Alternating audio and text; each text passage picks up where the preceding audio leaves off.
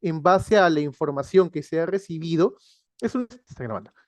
Es un esquema que me permite ubicar los comportamientos basado en las características y así poder tener una forma más gráfica de ver más o menos en qué grado de afectación estaría funcionando el niño. Esto vamos a verlo más adelante y se los voy a dejar para que ustedes lo tengan. ¿Sí? Muy bien, entonces, sin más preámbulos, empecemos. Esto lo vamos a ver después, otra vez como siempre. Los videos al final. Pero tengo varios videos que puedo presentarles sobre indicadores de un TEA y también los voy a dejar en los links para que ustedes puedan verlo. Como sabrán, el TEA, así como todas las condiciones, bueno, de la otra condición que estuvimos hablando aquí, son parte de un trastorno del neurodesarrollo. Es decir, es una forma diferente de cómo se está procesando la información en el cerebro, ¿de acuerdo? Porque no es que haya una alteración con respecto a los órganos, de acuerdo, en este caso a nivel cerebral, no lo hay, ni tampoco como es esto un daño ni una alteración en estos mismos órganos, sino que es una forma distinta de que se está procesando la información, ¿de acuerdo?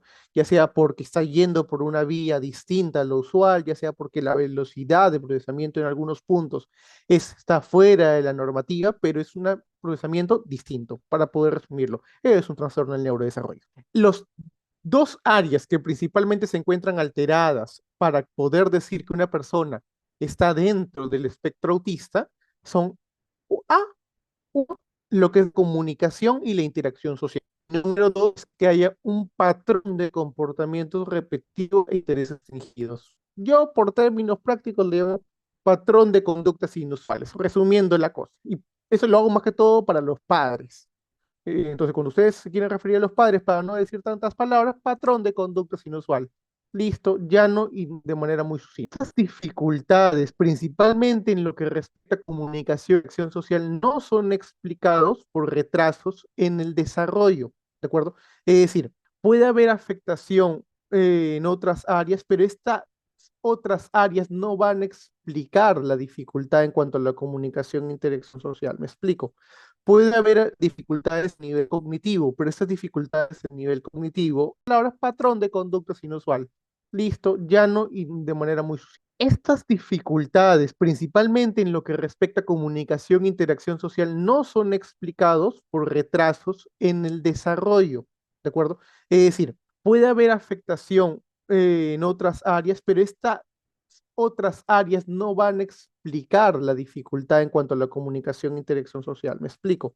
Puede haber dificultades a nivel cognitivo, pero estas dificultades a nivel cognitivo no van a explicar por qué hay una dificultad en cuanto a comunicación e interacción social, ¿de acuerdo? Sino que esto probablemente esté acompañando a la alteración que es característico del trastorno del espectro autista. Puede haber un acompañamiento de otras alteraciones, pero que no explican por qué la comunicación e interacción social específicamente se encuentra afectada. Además, en el caso del espectro autista, tenemos que la afectación o los indicadores, el patrón de comportamientos se da desde la primera infancia, es decir, desde muy, muy pequeños, ¿de acuerdo? Si hay comportamientos que aparecen en el transcurso de la vida y no estuvieron de ninguna forma durante etapas tempranas, entonces no estamos hablando de un trastorno del espectro autista. Data, ¿a qué te refieres con esto? Ustedes sabrán que a veces hay personas que tienen, por ejemplo,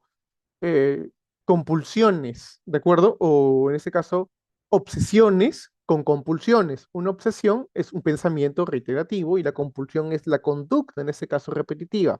Y eso y eso es llamado también un trastorno obsesivo compulsivo.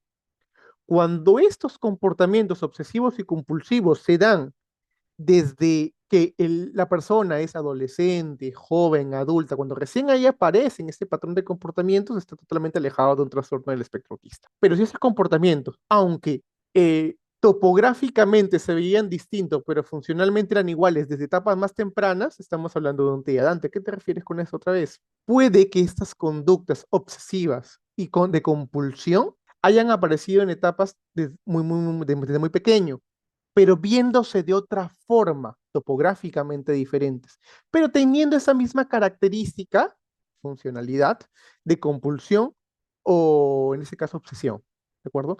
Si se veía distinto, pero tenía esta misma funcionalidad desde pequeño, entonces hablando de un TEA. Si estos comportamientos recién aparecen a la adultez, pero no tuvieron ninguna relación, entonces estamos hablando de otra condición alejada de ella. A su vez, estos comportamientos tienen que limitar el funcionamiento cotidiano, ¿de acuerdo? En mayor o menor medida, en uno o más contextos, pero tienen que limitarlo. ¿Por qué? Porque personas que están dentro del espectro, que no tienen muchas dificultades o que sus dificultades son muy sutiles, suelen camuflar o haber aprendido los recursos para poder manejarse en ámbitos muy cotidianos. Esas personas dentro del espectro que tienen muchas habilidades o muchos recursos, van a poder manejarse bien, por ejemplo, cuando vayan a comprar algo. Y una persona regular, una persona que no está entrenada para ello, ni siquiera lo va a ver como algo fuera de la norma. Y perfecto, se comunica, interactúa, pide las cosas y lo obtiene y listo, ya está. Y esa persona pasa como alguien irregular. Pero cuando uno ya está entrenado para poder observar ese tipo de perfiles, uno va a darse cuenta de que a veces la rigidez, la flexibilidad en que está realizando esos comportamientos, ya sea porque la persona nos lo comenta, porque nosotros lo observamos, va a dar evidencia del perfil asociado a un trastorno del espectro autista. O por ejemplo, hay personas que pueden comunicarse de una manera muy funcional, pero solamente cuando tienen que comprender algunos aspectos específicos en cuanto a la intencionalidad de terceros, es cuando se evidencian los comportamientos asociados a la condición. Entonces, es ahí donde vemos la funcionalidad, o que la funcionalidad es alterada, pero no se da siempre, no se tiene que dar en todos los contextos, pero sí tiene que ser reiterado en algunos puntos al menos específicos, para poder decir que estamos hablando de esta condición. ¿Sí? Y eso es el término general en cuanto a la parte del TEA, para conceptualizarlo un poco. Como sabrán ustedes, y nuevamente, hay dos manuales diagnósticos que eh, analizan esa condición. Para los psicólogos principalmente se usa el DSM-5, el TR que es actualizado, y también se tiene el CIE-11, ¿de acuerdo? Que principalmente lo usa el área médica para poder diagnosticar ello. El perfil en este punto no hay mucha diferencia. La forma en cómo se expresan los indicadores sí viene a ser un tanto distinta. Pero aquí estoy poniendo justamente los criterios diagnósticos para ambos manuales, eh, tanto el DSM-5 como el CIE-11. Y podrán ver, los perfiles van a ser bastante similares, ¿de acuerdo? Bastante iguales. Las palabras es lo único que cambia. Otra cosa, no hay mucha modificación. Pero las dos áreas alteradas son las mismas. Los indicadores, quizás en el trastorno, perdón, el DSM-5, lo resumen en tres puntos específicos, por ejemplo, y en cuanto a la parte de interacción social y la comunicación e interacción social, y en cuanto a los patrones, lo resumen en cuatro puntos. En cambio, en el CIE-11 lo distribuye en muchos más puntos de una manera mucho más general, ¿de acuerdo? Esa vendría quizás a ser la mayor diferencia en cuanto a estos dos sistemas de clasificación. Ahora, en cuanto a las especificaciones respecto a los diagnósticos, en cuanto al DSM-5, la principal diferenciación es que lo va a clasificar en cuanto a grados, grados que ustedes ya han venido escuchando bastante, grado 1, grado 2 y grado 3, que se vienen dando con respecto o se vienen enfatizando en cuanto a la cantidad de ayuda que requiere o necesita el niño, ¿de acuerdo? Esos grados de alteración, grado 1 se refiere cuando el niño requiere ayuda, pero no es tanta en comparación de otros niños de su misma edad cronológica. Cuando ponemos un grado 2 significa que el niño está requiriendo una ayuda de manera notable, es considerable. Y cuando estamos poniendo un grado 3 el niño requiere una ayuda muy, muy, muy grande, muy notable, de bastante consideración. Va a pasar que en algunos casos vamos a tener que dar grados de afectación mayor al que podamos estar observando bajo algunas características, algunas situaciones, ¿de acuerdo? Porque teniendo en cuenta que el perfil en distintos niños es de manera heterogénea, vamos a poder observar que el niño por momentos puede funcionar en dos grados a la vez. Por momentos puede funcionar en algunos puntos, en algunos aspectos, en un grado 2 y en otros en un grado 3. Y ahí va a ver nuestra experticia como profesionales para poder decirle, si bien este niño por momentos está funcionando en un grado 2, por ejemplo, en cuanto es la comunicación verbal, pero la comunicación no verbal sí está mucho más afectada, es ausente, es carente. Entonces, estos dos puntos va a hacer que funcionen en un momento en un lado y en otro punto. Entonces, ¿requiere esto para su edad cronológica, para poder desenvolverse de manera funcional? Ah, sí. eh, ¿En qué cuántos contextos está manifestando esa conducta? ¿En varios o en uno solo? Ah, perfecto, que puede hablar, solamente lo está manifestando en un contexto, pero no lo ha generalizado para otro. Entonces, por momentos puede estar funcionando en un grado de mayor, es decir, que requeriría menor ayuda, pero debido a que no se ha generalizado, tenemos que darle de un grado de mayor afectación. En este caso, un grado 3 porque la ayuda para poder generalizar e instaurar otros aspectos es mucho mayor al, al que teníamos considerado, ¿de acuerdo? Entonces, ya va a depender de nuestra experticia para poder saber en qué grado de alteración estamos clasificando a un niño. Con respecto a esto, vamos a volver y vamos a profundizar un poco más, pero esto de manera general. A su vez, da algunas apreciaciones en cuanto al DSM-5 respecto al diagnóstico. Número uno es que, nuevamente, esto tiene que ser desde las primeras fases del periodo de desarrollo, no puede aparecer en el transcurso de la vida. Va a tener que estar afectando uno o más contextos de alteración y puede haber aspectos asociados, ¿de acuerdo? Que pueden estar alterados, pero que no se explican por esos ámbitos. Justo como comentaba, puede haber una discapacidad intelectual o una alteración a nivel cognitiva, pero que no va a estar explicando por qué hay afectación en estos otros puntos, ¿de acuerdo? Y también hay que tener en claro que el diagnóstico, en este caso del TEA, puede tener comorbilidades, es decir, puede tener diagnósticos acompañantes. Uno de los diagnósticos acompañantes que más suele ser conocido en este caso es el trastorno por déficit de atención y hiperactividad, ¿de acuerdo? No es que tenga una mayor prevalencia esta comorbilidad del TDAH con TEA, pero es más conocido porque quizás es más evidente, ¿de acuerdo? Porque podemos verlo en distintos ámbitos o en distintos contextos. Niños con otra comorbilidad a veces no solemos verlos porque suele ser más difícil manejarlos, entonces verlos en otros contextos es un poco más complicado. Por ejemplo, un trastorno negativista desafiante, un trastorno de conducta.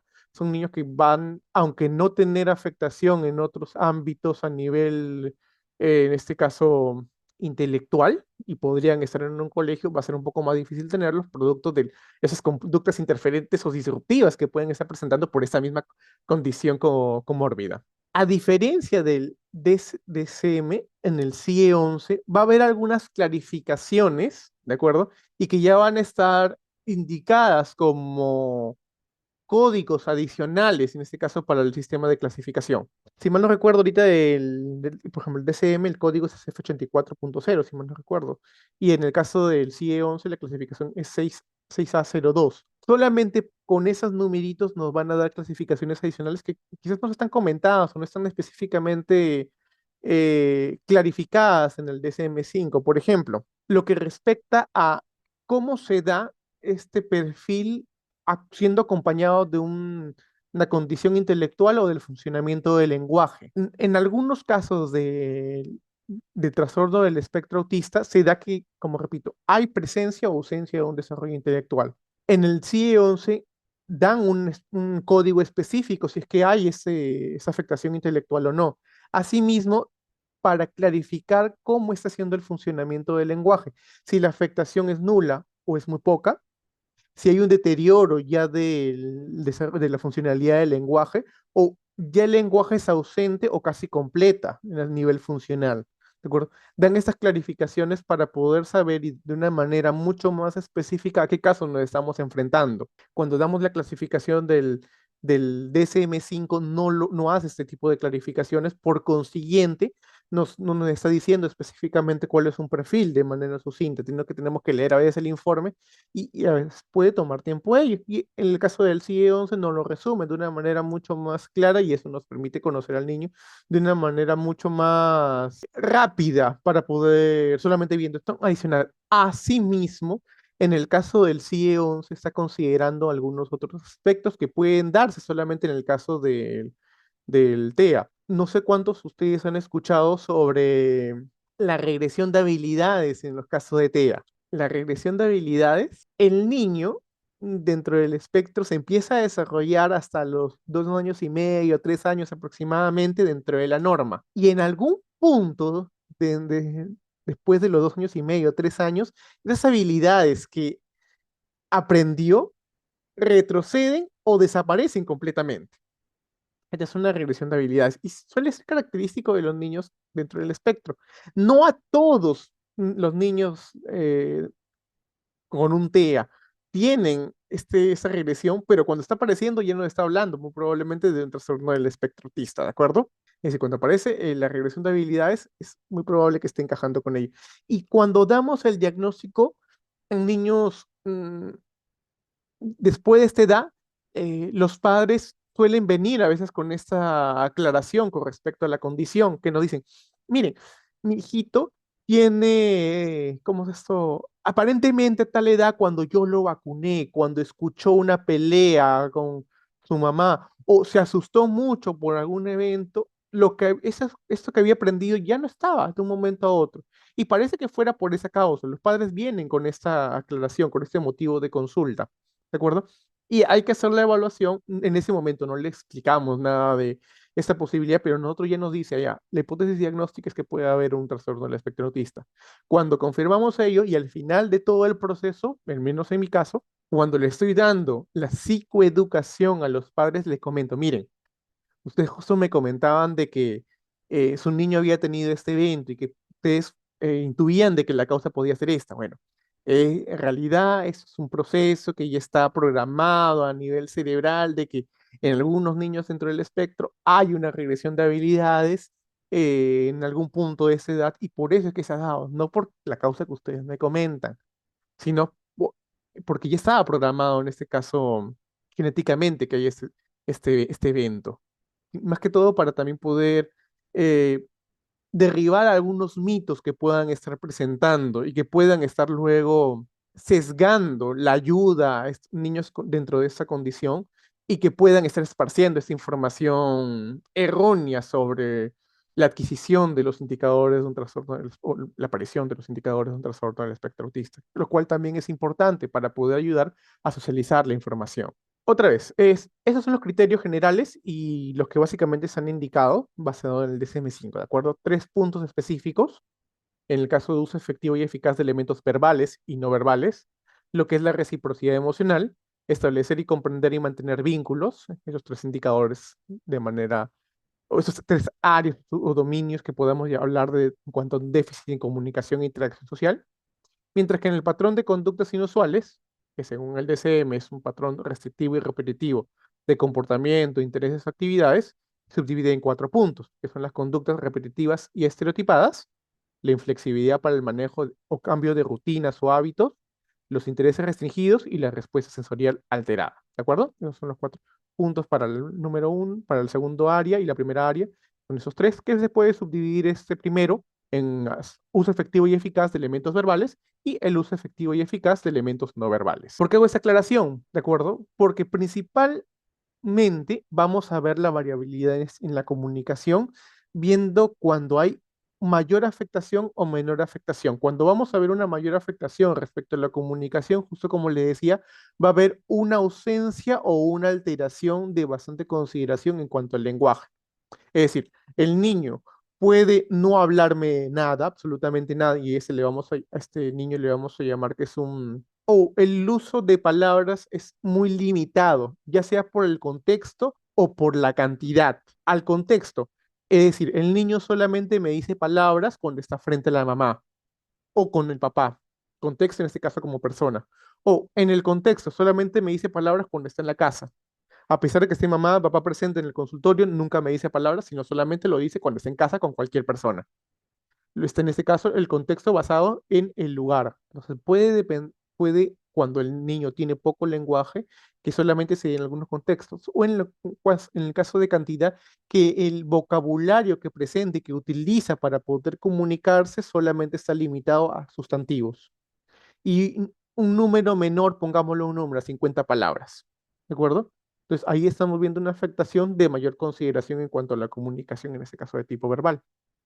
Mientras que en la parte no verbal, de manera específica, va a haber una escasa comprensión en cuanto al uso de en cuanto a los gestos que otras personas estén empleando. Quizás pueden entender algunos gestos sencillos y que han sido entrenados previamente, como por ejemplo el clásico dame, ¿sí? O quizás cuando le hago el hola y el niño también puede responder este hola. Gestos sencillos, pero no me está entendiendo gestos de mayor complejidad, gestos avanzados. Por ejemplo, en este caso, ven, silencio. O por ejemplo, si quiero decirle, tráeme eso, así, así, para decirle grande, o para decirle un poquito chiquito, ¿de acuerdo? No me está entendiendo ese tipo de gestos. Además, quizás tampoco puede emplearlos, ¿de acuerdo? Quizás puedas emplearlos nuevamente cuando has sido entrenado por ello, pero de manera generalizada no se están sabiendo utilizar. O lo que vemos a veces con algunos niños, llevándolo a la comprensión limitada en cuanto a comunicación no verbal. Yo puedo utilizar un gesto, ¿de acuerdo? Por ejemplo, en ese caso, el, cl- el clásico hola o chao moviendo la mano, ¿de acuerdo? Y el niño solamente sabe que esto es para saludar o despedirse, pero si yo le hago esto para llamar su atención, el niño probablemente no me entienda que yo quiero que él me mire, sino que el niño al verme hacer esto va solamente a usar la información que ha aprendido previamente, ¿de acuerdo? Y va a repetir lo que yo estoy haciendo porque cree que le estoy saludando o me estoy despidiendo, pero no lo ha generalizado porque ese comportamiento podría ser utilizado para otra situación, en este caso, para llamar su atención. O, por ejemplo, a ver, otra cosa, otro gesto que se me puede ocurrir, a ver, en ese instante. Imagínense esto. Yo le hago al niño así, ¿de acuerdo? Y eso que significa ven. O yo estoy quizás sentado por el calor y hago esto y aunque no le esté mirando al niño, el niño ve que yo estoy haciendo ese gesto y el niño se acerca. Entonces, el niño no está comprendiendo, no ha generalizado cómo estoy usando el gesto para otra situación y no necesariamente para poder comunicarme con él. La comprensión en este caso no se está dando de manera contextualizada y por consiguiente es limitada para, en este caso, obtener información de un tercero.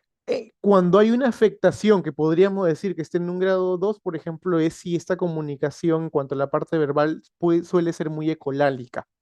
Ecolalias, como ustedes sabrán, creo que lo mencionaron en su momento, son repeticiones.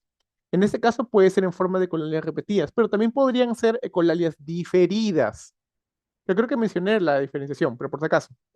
Ecolalia ¿cómo es eso? Inmediata, en este caso, perdón, ecolalia inmediata es repetir mm, apenas escucho lo que otra persona dice como una forma de comunicación. Yo, por ejemplo, le digo al niño, oye, ¿listo? ¿Quieres esto? Y el niño en vez de responderme sí o no, me dice, ¿esto? ¿O quieres esto? Como si fuera una forma de responderme a lo que le estoy preguntando. ¿De acuerdo? Es una ecolalia inmediata. Utilizar exactamente lo que yo he dicho de una manera secuenciada y en pocos segundos como si fuera una forma de respuesta. Una ecolalia diferida es utilizar algo que yo he escuchado antes para responder una pregunta. Ejemplo, la mamá siempre le dice al hijito, hijito, eso no se hace. Recuerdo con ese tonito de voz. Y la mamá agarra y ve que su niño está a punto de hacer una travesura y le dice, "¡Ah! ¿Qué estás haciendo?" El niño la mira y le dice, eso no se hace con la mismo tonito y con la misma estructura que usaba la mamá.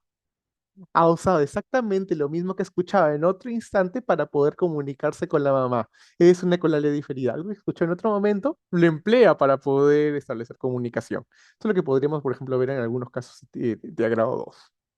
Y en el caso de una afectación menor, lo que podríamos estar viendo, ¿de acuerdo? En menor o mayor medida, es que en algunos casos sí hay un lenguaje bien desarrollado, ¿de acuerdo? Al nivel comprensivo y o expresivo, el lenguaje sí se encuentra sin ningún tipo de alteración. Eh, pero puede que esté poco relacionado con el contexto social. Es decir, va a haber niños que van a hablar solamente de lo que les interesa, y esa es la parte pragmática que se encuentra afectada, ¿de acuerdo? O van a responder de una manera literal a lo que le estemos preguntando. Otra vez, está poco relacionado al contexto social. Mientras que las dificultades de comprensión de conversaciones de los demás está relacionado con quizás no va a entender las inferencias que pueden hacer las personas, el sarcasmo que puede estar en un tercero, las bromas que pueden estar usando otras personas, o cuál es el tema en el que tiene que mantenerse teniendo en cuenta qué es lo que están hablando, o como es esto un grupo de individuos, ¿sí? Por ejemplo, él puede estar escuchando que están hablando de, no sé, autos y en algún momento a él le interesan los colores y están hablando de un auto rojo y él comienza a hablar de los colores, porque es su interés, porque ya alguien menciona auto rojo. O sea, usa algo que he escuchado para poder llevarlo hacia el tema de su interés y de manejo de una manera mucho más fluida, ¿sí? Entonces no está entendiendo, comprendiendo adecuadamente cómo se está dando el proceso de conversación entre terceros y por eso puede desviar una conversación o no mantenerla de una manera adecuada principalmente lo que vamos a ver en la variabilidad de comunicación. Ahora, justo como comentaba, los indicadores o los grados van a estar basados en lo de deterioro de habilidades, pero van a estar orientados por la cantidad de ayuda que requiere el niño. Y esto justo es algo lo que les mostraba, o lo que les comentaba, perdón. He diseñado este gráfico, para poder nosotros organizar, o nosotros los evaluadores, poder organizarnos mucho mejor y poder saber específicamente en qué grado estaría funcionando un niño y por consiguiente qué cantidad de ayuda está requiriendo un niño. Es un octógono, estoy ubicando lo que son las afectaciones sociales aquí, lo estoy distribuyendo en 4 puntos, justo lo que está hablando el DCM, junto con los comportamientos restringidos y repetitivos, sí, que es otra vez 4 puntos. Afectación social, perdón, 4 puntos. La afectación social, 4 puntos, y los patrones de comportamientos inusuales, 4 puntos. Ya. Me dice Jacqueline, las metáforas son parte del área pragmática del lenguaje. Las metáforas, los dichos, los refranes son parte en cuanto a la parte pragmática del lenguaje. Sí, claro, si es que no hay una afectación en cuanto a la parte eh, lexicosemántica ni morfosintáctica para entender la estructura, en este caso de lo que se está diciendo. Es decir, si lo entiende de manera literal, entonces vemos que otras áreas no están afectadas y solamente la parte pragmática es lo que se encuentra ahora. Y aquí es lo bonito. Estoy describiendo los perfiles, ¿de acuerdo? De cada niño, basado en el grado de ayuda que requiere en este caso en ese instante. Por ejemplo, ¿cómo vamos a observar los indicadores en un niño de TEA grado 3? Eso verlo modificado. Ya, Dios mío. Ya, voy a modificar estas diapositivas, porque justo como lo comenté, parece que se ha quedado con el mundo de modificación anterior y no se han hecho las respectivas, pero ya van a poder verlo cuando lo modifique. Pero son algunos puntos sí, en cuanto a números. Por ejemplo, aquí pueden ver que le he puesto afectación social a S1, a S2, pero se repite la S2 y el S3. Entonces es una cuestión de formato, no se preocupen. Nada más ello, esa es la única modificación que hay que realizar. Pero la idea se va a entender, así que tranquilos. Por ejemplo, uno de los aspectos en cuanto a afectación social, uno de los primeros aspectos analizados es el uso eficaz y funcional, efectivo, en cuanto a la parte verbal. El AS2, afectación social 2, es cuanto a la parte no verbal. El punto 3, reciprocidad emocional. Y el punto 4, en este caso, sería establecer, comprender y mantener los vínculos. ¿Cómo lo vamos a ver en un TEA grado 1, en la primera parte de la cuestión verbal? Bueno, la poca o ausencia del lenguaje hablado. ¿Sí? Y en ese caso también comprensivo. Va a carecer de comprensión en cuanto al habla no literal. Probablemente porque no está entendiendo el habla en general. Pero es una caracterización que va a darle significado en puntos consecutivos y que va a haber escasa comprensión en cuanto a la comunicación no verbal respecto al punto número 2 y la misma comunicación va a estar siendo dada en todos los contextos, ¿sí? Es decir, los mismos recursos que van a ser empleados a nivel no verbal, va a estar usándolo aquí, en el colegio, en el consultorio, en la casa. Eso es lo que se está refiriendo en ese punto de la misma comunicación. En tanto, la reciprocidad emocional va a ser la ausencia de compartir intereses. Esos niños que solamente quieren jugar solos, no están mostrando cosas y menos están compartiendo cosas, es lo que vamos a ver con un perfil asociado a un TEA grado 3. Y hago una aclaración. ¿Cuál es la diferencia entre mostrar y compartir? Mostrar es presentarle algo a alguien que le llame la atención. Y compartir es buscar que un tercero se involucre en la dinámica que estamos realizando. Entonces, es distinto que yo agarre eh, un juguetito, por ejemplo, esto del viaje de Chihiro, ¿sí? Yo agarre y se lo muestre a mi mamá, que está conmigo en ese momento de la evaluación. Y yo agarría, se lo mueva frente a ella, oiga, como para decirle, mira esto, no estamos usando lenguaje, pero está mostrando el elemento.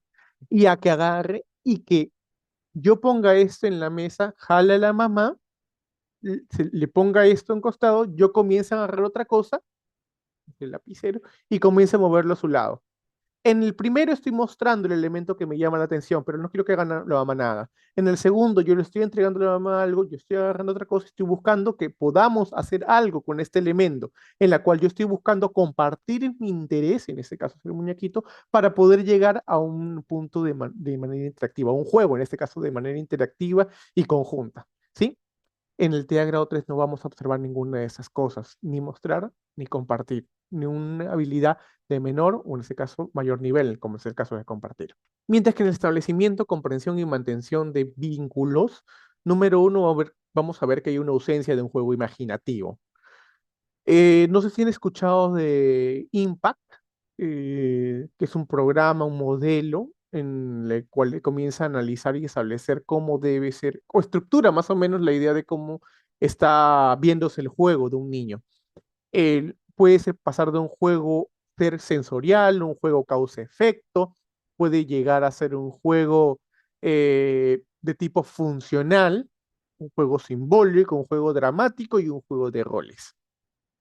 Un juego de tipo, por ejemplo, sensorial vendría a ser que usan los elementos para poder tener acceso o para tener una respuesta sensorial, valga la redundancia, de cualquier forma con ellos. Por ejemplo, lo comienza a golpear para escuchar el sonido, lo comienza a agitar para poder verlo, ¿de acuerdo? O comienza a lanzarlo para poder ver cómo está cayendo. Entonces, en este caso de tipo visual, lo comienza a olerlos o comienza a pasárselo por el cuerpo, está buscando como es una sensación tipo táctil, está obteniendo una actividad lúdica, juego, en ese caso de tipo sensorial.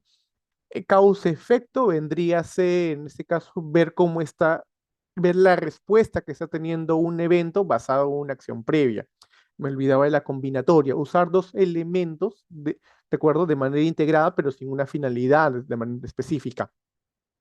Funcional es usar los juguetes para lo que fueron creados. Por ejemplo, si hacemos con autoavance, estamos viendo un juego funcional.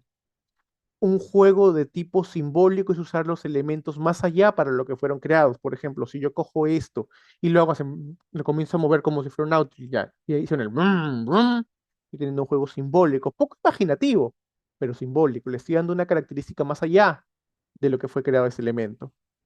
Un juego dramático es darle vida a los juguetes en términos sencillos. Por ejemplo, yo hago que este elemento comience a, por ejemplo, hola, ¿cómo estás? Yo me llamo Chihiro, por ejemplo. Entonces, perdón, yo me llamo sin rostro. Entonces, una, le da vida al elemento haciéndolo hablar en este caso, haciéndolo interactuar con otros elementos. Entonces, vemos un juego de tipo ya dramático. Y un juego de roles es yo como individuo estoy realizando una acción de acuerdo imaginativa en un contexto dado verbalmente y en este caso de manera conjunta interactiva con otros individuos, con otros niños.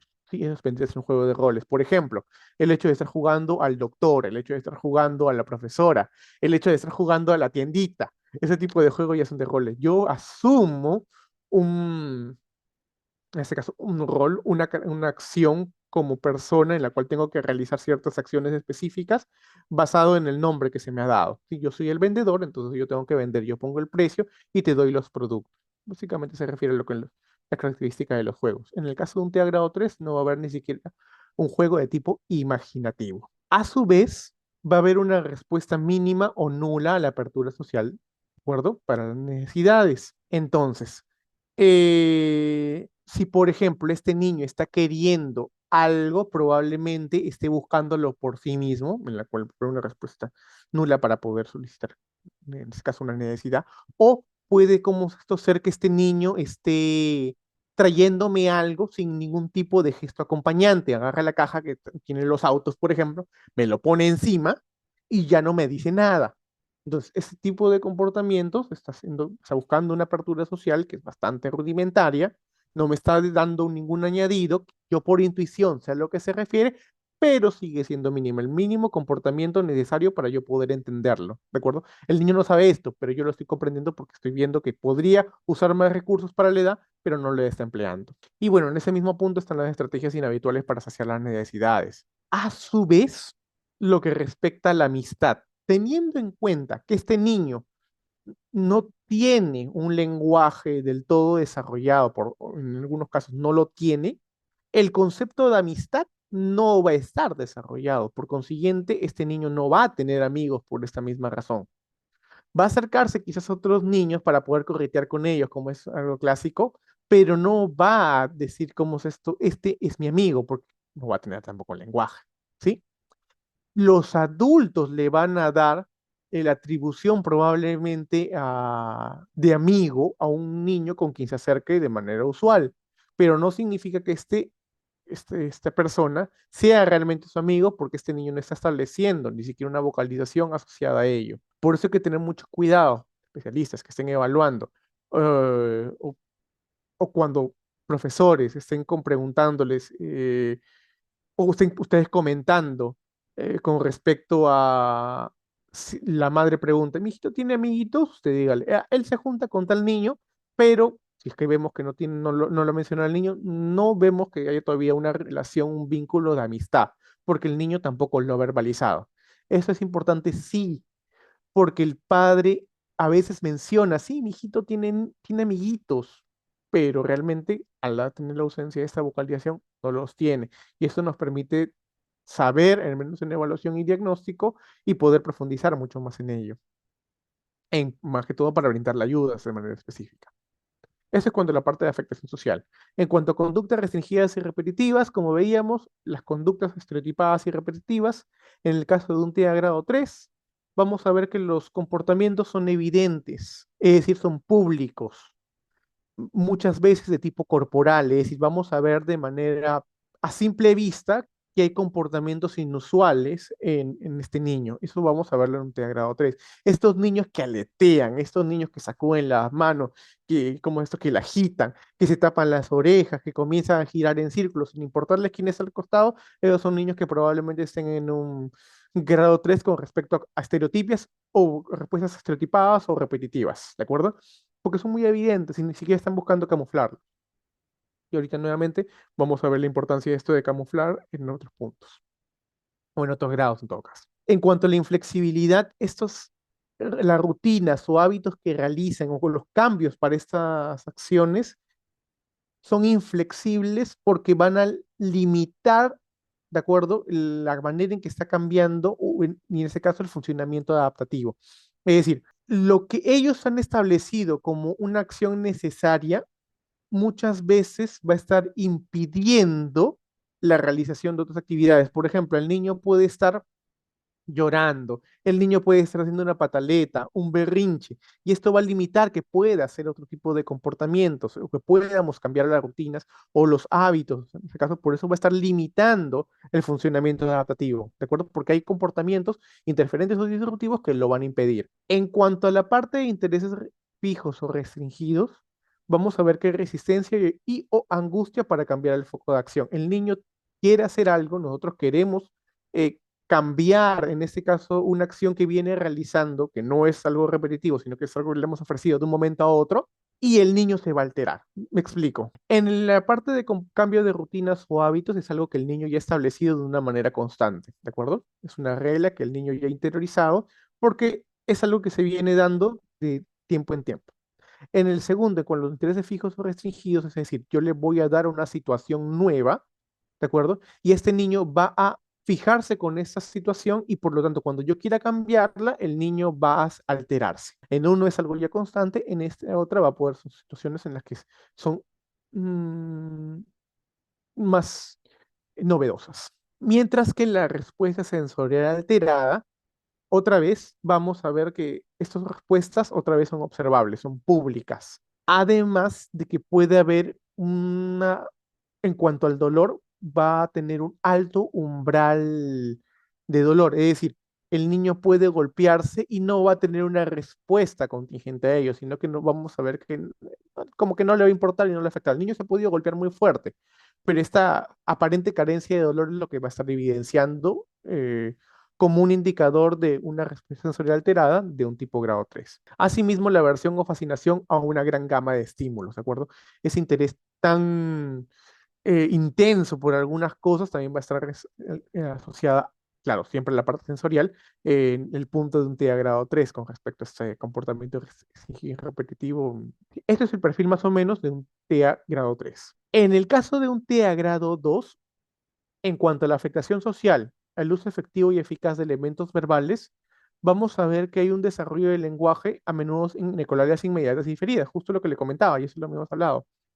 Y va a poder atender algunas inferencias en el TEA grado 2, pero estas inferencias que va a entender va a estar enseñadas previamente, ¿de acuerdo? Es decir, si se le ha enseñado qué es lo que significa, el niño más grande, claro está, entonces el niño va a poder responder cuál es su significado, ¿sí?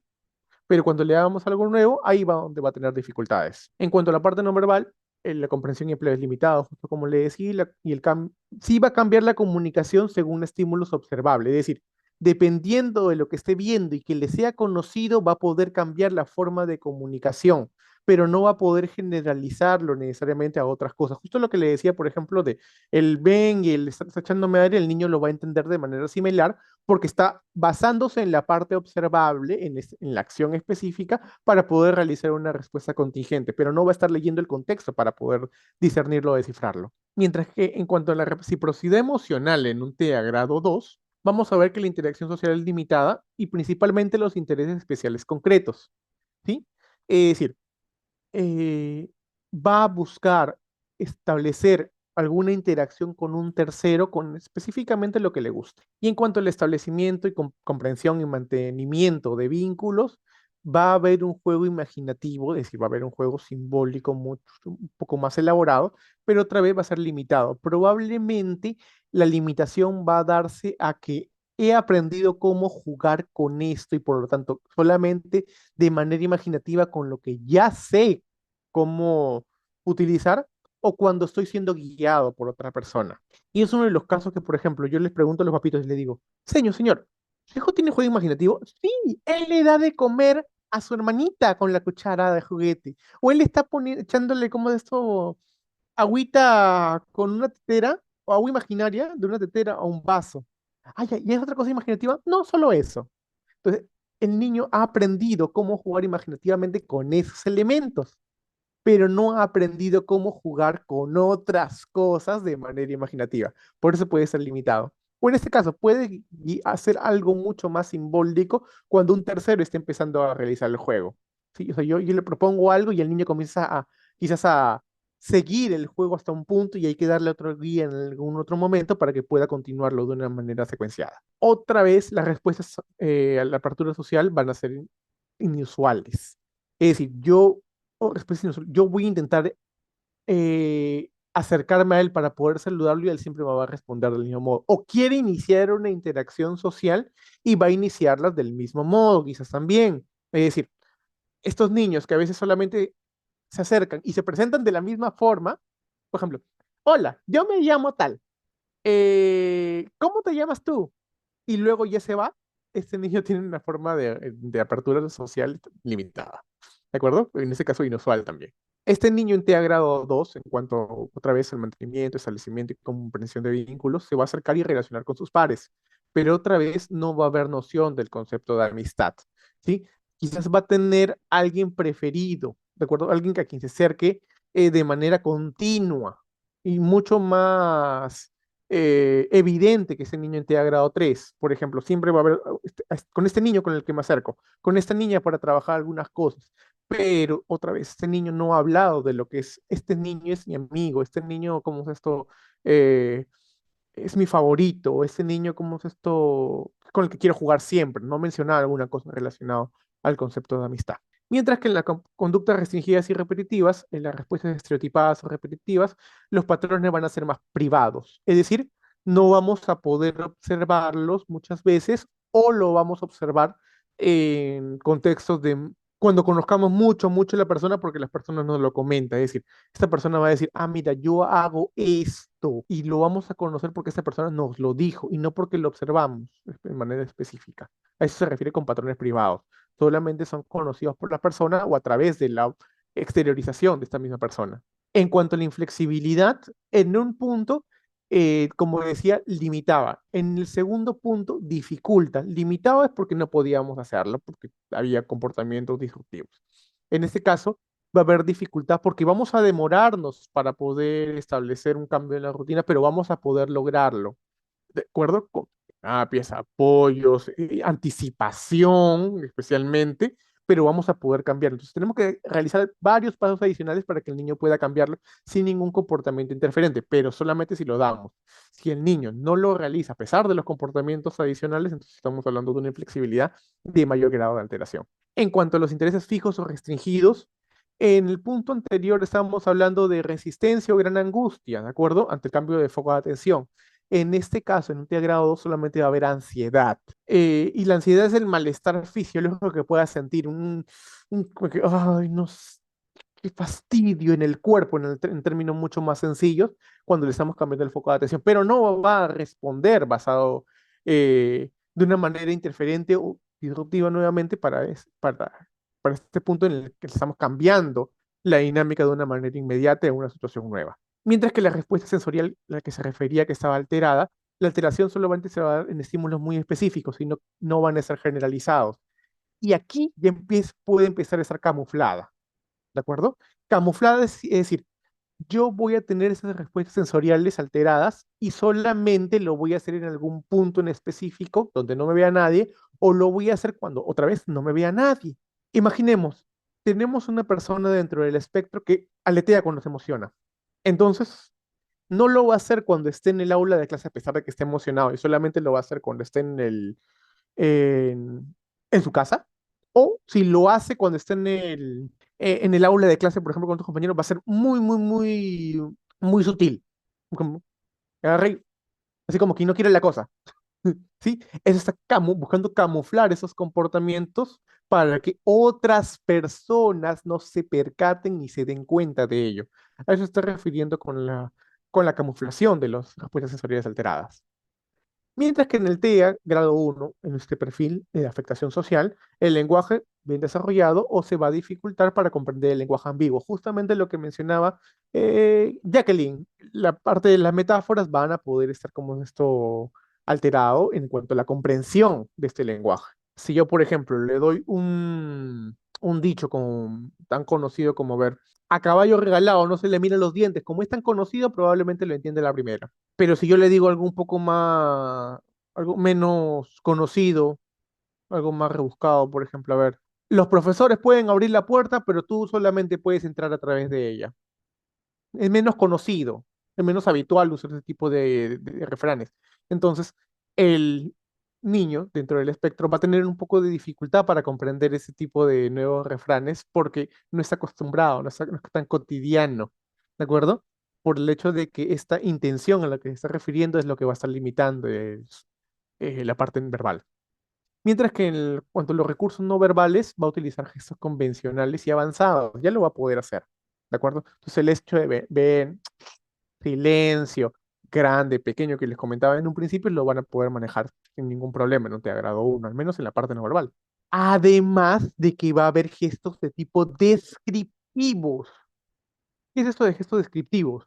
Eh, por ejemplo, yo le digo a un padre, ¿usted qué es? Por ejemplo, "Ah, no, yo soy contador, ya. Imagínese que en este momento usted va a realizar una actividad de contaduría. Explíqueme cómo lo haría. Ah, ya, yo abro la computadora, abro un Excel, comienzo a fijarme en los datos y luego comienzo a sumarlos uno por uno. Me hace eso justamente con las manos. Y yo le digo, mire, usted me ha descrito qué es lo que está haciendo, ¿de acuerdo? En su actividad profesional con las palabras y también con su cuerpo. Un niño cuando describe alguna acción que él ha realizado hace lo mismo y los demás dicen, ah, no, no lo hace. Me puede hacer hola, me puede decir sí, quizás, pero no me hace eso de describirme las acciones que realiza con el cuerpo. Entonces, no hay gestos descriptivos. Entonces, puede que en el TEA grado 1 ya haya gestos descriptivos, en el TEA grado 2 puede que todavía no los haya, y si los hay, son para acciones otra vez cotidianas. Y eso lo mencioné en la clase pasada, si mal no recuerdo, por una pregunta de Manuel. Que yo le daba a los niños una actividad en la que ellos tenían que decirme, eh, enséñame a lavarte las manos. Esa actividad en la que no usaba ningún tipo de elemento al principio concreto, si el niño me hacía la secuencia, agarro jabón, abro el caño, me enjuago y luego agarro la toalla y me seco, me está dando como es una secuencia en este caso cotidiana, usando los gestos descriptivos. Y me dice, ah, ya, está probablemente como mínimo un TEA grado 2 entre un TEA grado 1, ¿de acuerdo? Pero si ya lo hace con esto y con viñetas, ¿de acuerdo? La actividad que era en que yo le daba una secuencia y él tenía que darme describirme qué es lo que estaba pasando usando gestos, y me decía que específicamente estaba en parte de la no verbal en un TEA grado 1, al menos funcionando en ese punto. Sí, a eso se refiere en cuanto a los puntos no verbales, en cuanto a gestos convencionales, avanzados y descriptivos. Asimismo, va a cambiar la forma de comunicar según las experiencias previas. Por ejemplo, esta persona, ese niño al que yo le hago, yo estoy haciendo así, el niño va a comprender que es bien, no va a darse en un TEA grado 1. Esta persona va a ver que yo hago esto y que no la estoy mirando, entonces esta persona no va a responder porque ya sabe que tiene que haber un contacto visual, va a estar usando la experiencia previa para poder saber qué es lo que tiene que hacer o si es que tiene que hacer algo en este caso al observar ese comportamiento motor. En cuanto a la reciprocidad emocional, va a estar poco relacionado con el contexto social y la dificultad en comprensión en conversaciones de los demás. Es decir, va a poder intentar interactuar con otras personas, ¿de acuerdo? Y su vinculación con esas otras personas, cómo está comprendiendo lo que otras personas están sintiendo, a veces va a estar relacionado a lo que él ha escuchado, a lo que él está recordando y no necesariamente al evento específico que está siendo observado. Por ejemplo, imaginemos que tenemos a esta persona en un velorio. Esta persona va a poder realizar algunas cosas que no estén acordes al velorio necesariamente, sin darse cuenta que pueden estar afectando, en este caso, eh, la emoción de los otros individuos que también están en ese contexto y que tienen otra respuesta. ¿De acuerdo? Por ejemplo, puede reírse sin sentir vergüenza de lo que está haciendo él, teniendo en cuenta que está otras personas llorando por una persona que ha fallecido. ¿De acuerdo? Ahora, me pueden decir, Dante, pero eso también pueden hacerlo, lo he visto que también lo han hecho otras personas que parecen regulares. La diferencia va a estar que esta persona que es regular puede hacerlo, pero va a darse cuenta de que lo que está haciendo no necesariamente está dentro de la normativa y puede generarle una respuesta de malestar. Ahí va a estar la diferencia. La persona con TEA a veces ni siquiera se está percatando de que eso que está haciendo va a generar como esto malestar en otros individuos y por lo tanto va a seguir haciéndolo sin ningún tipo de problema. La persona regular va a intentar regularse al menos y en ese caso si es que no puede no lo va a poder hacer, pero va a intentarlo al menos. Esa va a ser la diferencia.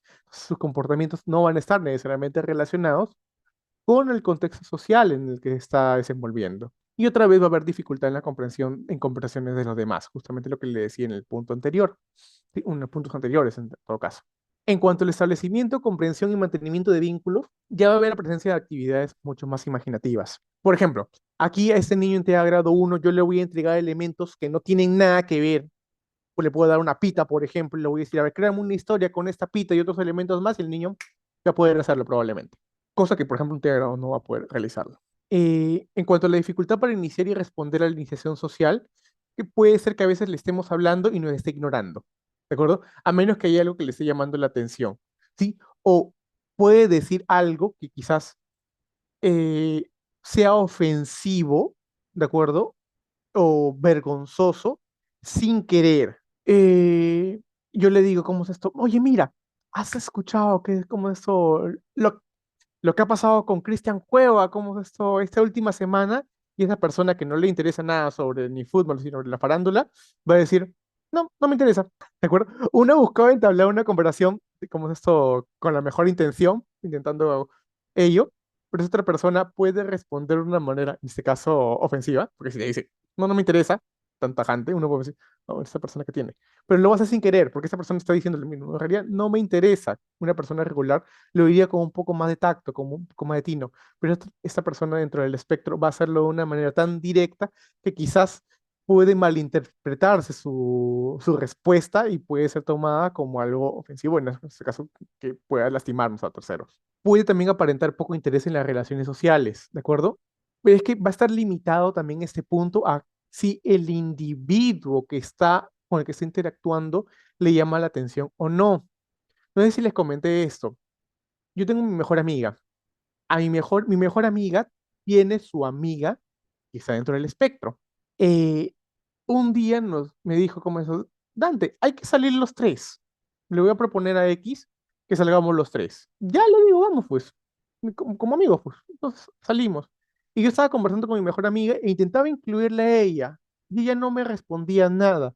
O solamente me respondía con monosílabos, sí o no. Y interactuaba más con mi mejor amiga, que era su amiga, y de una manera mucho más fluida. Yo intentaba participar como que se quedaba callada. Y era, yo decía, es decir, o quizás no le estoy cayendo mal, o no le estoy, o no le está interesando interactuar mucho, en este caso socialmente. Y ella me decía, es que mm, solamente le, como esto, le gusta interactuar con ciertas personas y de ciertos contenidos, me decía mi mejor amiga. Yo decía, ah, ya, pues, y estaba intentando incluirla por todo el manejo que tengo. Sí, pues que a ella no le gusta, me dice, ah, ya, normal, entonces. Y parecía que no le interesara cómo es interactuar en este caso con otras, conmigo y con otras personas que también podían estar en este caso conversando con ella. Pero era porque simple y llanamente no le estaba gustando interactuar mucho con algunos individuos porque no les llamaba la atención. Y eso puede ser aparentar un poco interés, ese poco interés por las relaciones sociales. A su vez, cuando le interesa a algunas personas, su forma de buscar realizar esa interacción puede ser excéntrica o puede ser poco exitosa. Yo tenía una adolescente que siempre buscaba interactuar con otras personas, pero lo hacía siempre hablando sobre sus problemas. Y no eran muchos problemas que tuviera, siempre con un problema. Ella decía, yo no tengo amigos porque yo no sé interactuar con otras personas, pero ella hablaba con todo el mundo, se acercaba a todo el mundo, le hablaba a todo el mundo, pero solamente de este mismo aspecto. ¿De acuerdo? De esa forma excéntrica, siempre hablando de este mismo tema. Y a veces cuando lo buscaba hacer, no le estaban prestando mucha atención. Entonces, él no estaba buscando modificar sus conductas para poder lograr establecer una interacción mucho más fluida. Por eso en algunos puntos también era poco exitosa. Logro de hacer amigos. En cuanto a las conductas restringidas y repetitivas, vemos que las respuestas estereotipadas o repetitivas se van a regir otra vez por reglas fijas, que nuevamente son privadas, que van a estar pudiendo ser caracterizadas por compulsiones, rituales, perseveración y o restrictivas, perdón. Y justo en este punto es lo que se asemejaba a lo que les comentaba de un trastorno obsesivo compulsivo, ¿de acuerdo? Pero nuevamente, cuando aparece desde una etapa muy temprana, topográficamente distinto, pero funcionalmente igual, va a ser asociado a un TEA.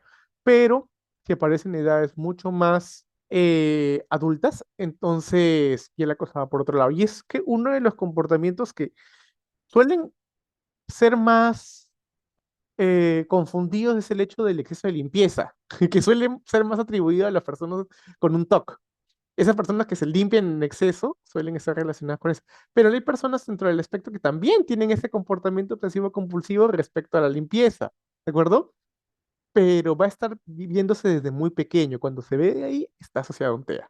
Si se ve después de algún evento y cuando son más grandes, pues podríamos hablar de un TOC. En cuanto a la inflexibilidad, a diferencia del grado uno, vamos a ver que solamente los cambios de rutinas o hábitos van a ser interferentes con cuanto a la actuación en contextos. ¿Sí?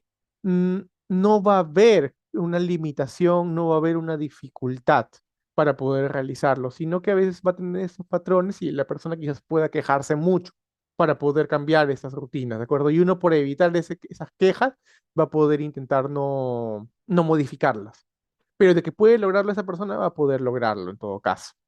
Y no sé si cuántos de ustedes han visto The Big Bang Theory. Si bien es cierto, el personaje de Sheldon Cooper está dentro del espectro, por momentos a veces funcionan los comportamientos restringidos y repetitivos entre un grado uno y un grado 2 porque algunas de sus rutinas o hábitos son interferentes y en otros momentos son como esto, limitantes, ¿de acuerdo?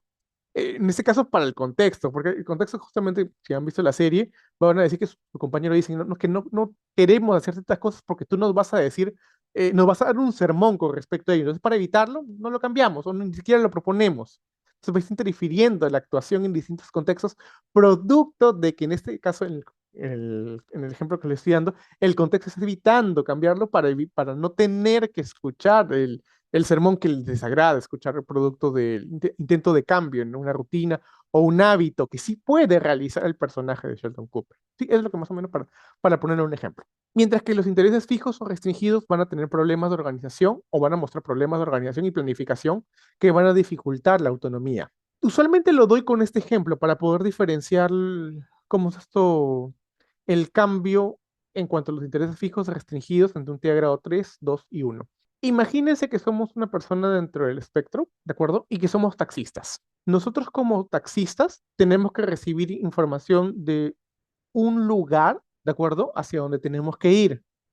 ¿Sí? Es decir, nos sube la persona que vamos a llevar, nos dice hacia dónde vamos y nosotros tenemos que llevarla. Y esta persona nos cambia la ruta a mitad de camino, vamos a situarnos en una persona con TIA grado 3, claro que no estaría manejando, pero para poder ejemplificarlo en este caso, si a mitad de camino nos cambian la dirección a la que tenemos que llegar, la persona en un TIA grado 3 con intereses fijos, o en este caso intereses restringidos o comportamientos restringidos más que todo, va a responder alterándose, va a mostrar resistencia al cambio o va a mostrar angustia al cambio. Es decir, le decimos, oye, ya no queremos ir estamos en San Miguel, ya no quiero ir a San Miguel, ahora quiero que me lleves a Larcomar. Esta persona en TEA grado 3 va a decir, no, pero es que me dijiste que te iba a Plaza San Miguel, pero tú me dijiste, no te puedo llevar a otro lado porque me dijiste que te iba a Plaza San Miguel. O va a decir, no, pero es que me dijiste que iba a Plaza San Miguel, es que no puedo llevar a otro lado porque me dijiste primero que te iba ahí. Va a mostrar angustia o gran alteración para poder realizar el cambio de ruta y llevarlos a su nuevo destino. Sería más o menos para ejemplificar un grado 3. Claro que es imposible que en este caso esta persona dentro de bueno, no imposible. Va a ser bien difícil que una persona dentro de TEA grado 3 pueda suceder en este evento, pero más o menos para ejemplificarlo los tienen ahí. En el TIA grado 2 solamente va a sentir mucha ansiedad.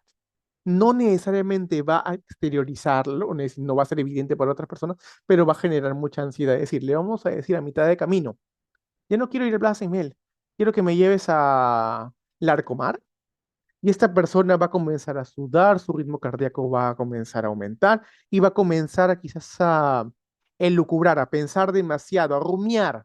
Sí, es que esa persona que me dijo que, cómo es que le lleva a Plaza de Miguel y no quería que le lleve a Larcomar. Pero ¿por qué ahora quiere que lo lleve a Larcomar? Seguro, como esto vio que soy muy bueno o que soy muy malo o algo no le gustó o seguro yo hice algo o qué pasó. Va a comenzar a pensar demasiado y las respuestas fisiológicas van a comenzar a alterarse. ¿De acuerdo? Eso es lo que vamos a ver, va a ser para menos una caracterización en un TEA grado 2. Y en el TEA grado 1 vas solamente a tener problemas de organización y planificación. Es decir, yo como un TEA grado 1 me dijiste que me vaya a Plaza Miguel y ahora me cambias a que vaya al Arcomar, puedo tomar una ruta, puedo ir, sí, pero puedo tomar una ruta que me demore más tiempo, porque ya me había planificado para ir a un lugar, pero ahora que me lo cambiaste ya no me estoy organizando de manera adecuada para llegar de una manera, eh, como esto, el menor tiempo posible al lugar que tú me has dicho. Puedo tomar una ruta diferente, puedo equivocarme, como es esto, al doblar una calle y por tanto tengo que pasarme otra calle más. Ese tipo de, la planificación que yo ya tuve es, al cambiarse, va a ir disminuyendo las habilidades para poder concretar el objetivo, en este caso que me has planteado nuevo, pero lo que lo puedo realizar, lo puedo ejecutar. ¿Sí? Eso es lo que vamos a ver más o menos en ese punto. Y en cuanto a la respuesta sensorial alterada, ella está camuflada o regulada, es decir, no va a aparecer por ningún lado, a pesar de que en algún momento sí apareció. Esa es la caracterización en cuanto a los 3 grados de afectación. Ahora, para poder ver un poquito más las cosas en cuanto a la parte pragmática, justo lo que le decía, falta de interés en las personas, el contacto ocular sí puede estar alterado, otro aspecto no verbal en cuanto está relacionado a la pragmática. En algunos casos no voy a tener contacto visual, ¿sí? Y en otros casos puedo estar mirándote y mirar a otro lado y volver a mirarte y va a estar el inicio, mantenimiento o terminar la interacción social usando un contacto visual puede estar afectado, mientras que en otros casos no lo está, pero podría estarlo, al menos en uno de los puntos pragmáticos. Otra vez, el juego sin funcionalidad en casos de mayor afectación y los juegos, en este caso, conocidos o más elaborados productos de una enseñanza previa. Y bueno, en cuanto a la parte pragmática otra vez, la incapacidad para relacionarse con otros. ¿No? Más o menos ya lo dejé claro en el otro punto, o ya lo hemos descrito de una manera más específica en los otros puntos. La falta de intencionalidad comunicativa, que ya lo comentamos también, la comprensión literal de mensajes en comparación de la comprensión eh, am- de mensajes de tipo ambiguo o ya basados en la intencionalidad del hablante, por ejemplo, lo que son las bromas, el manejo de reglas conversacionales, por ejemplo, saber cuándo quedarme callado y cuándo sé que tengo que hablar, esto también puede estar afectado y es otro punto no verbal, y la dificultad en el uso del lenguaje figurado.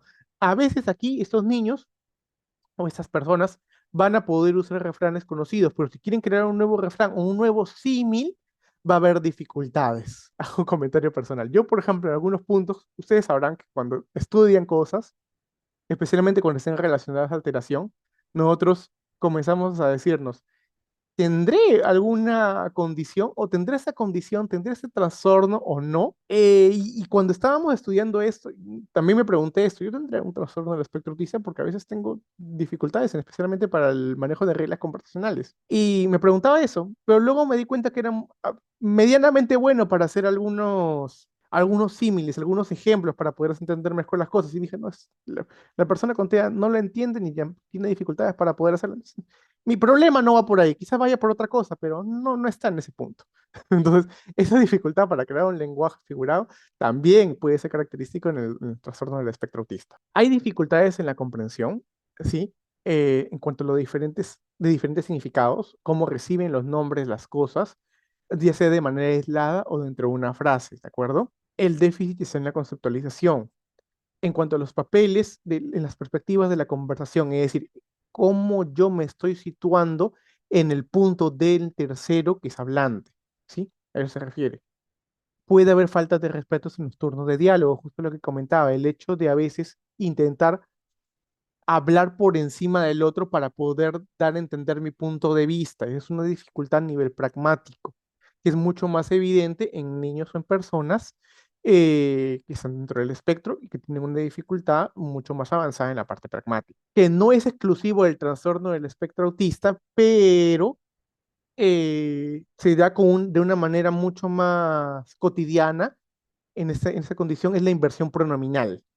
¿Qué es la inversión pronominal? Usar una persona diferente para referir a sí mismo, por ejemplo. El clásico.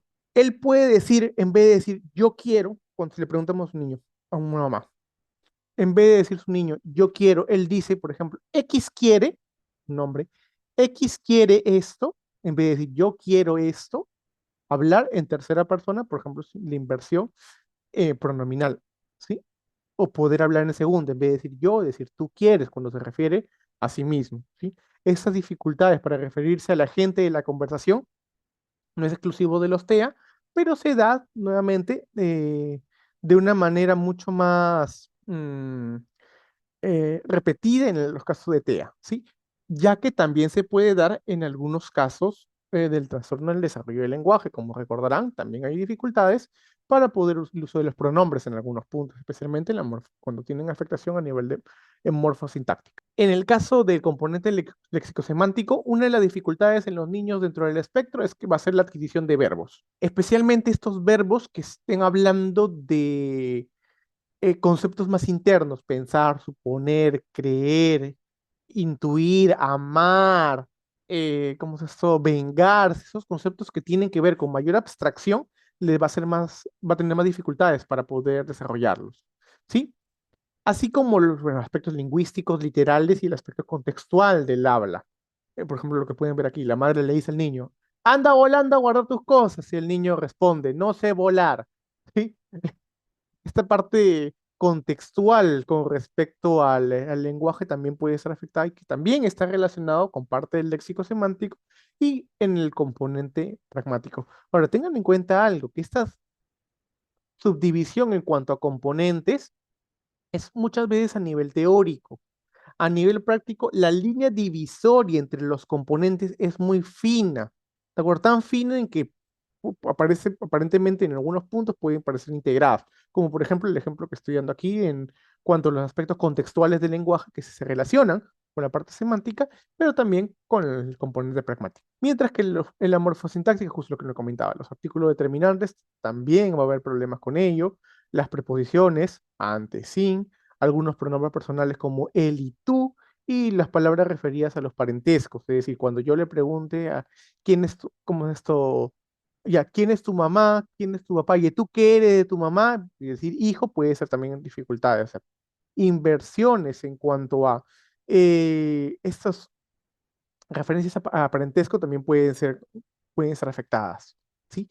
Y eso también está relacionado, como ustedes sabrán, especialmente los psicólogos, con teoría de la mente, ¿sí? Y los que son más contextuales con la teoría de los marcos relacionales. Eso también también está relacionado con ello y es para ponerse en el lugar de un tercero.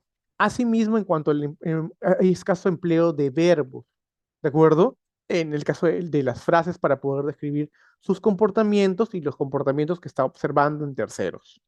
A pesar de esto, cuando evaluamos la parte morfosintáctica, el desarrollo no está alterado. Que no lo sea usual usarlo no significa que necesariamente esté alterado. Lo que sí puede estar demorado es la adquisición en cuanto a ese punto. ¿De acuerdo? Pero nuevamente, lo que está es limitado en el uso de las estructuras, pero no se encuentra alterado porque cuando evaluemos, al menos va a estar dentro de la normativa para la edad cronológica. Puede haber alguna reducción de formas en cuanto a iniciar la interacción social y principalmente segmentado en lo que son preguntas.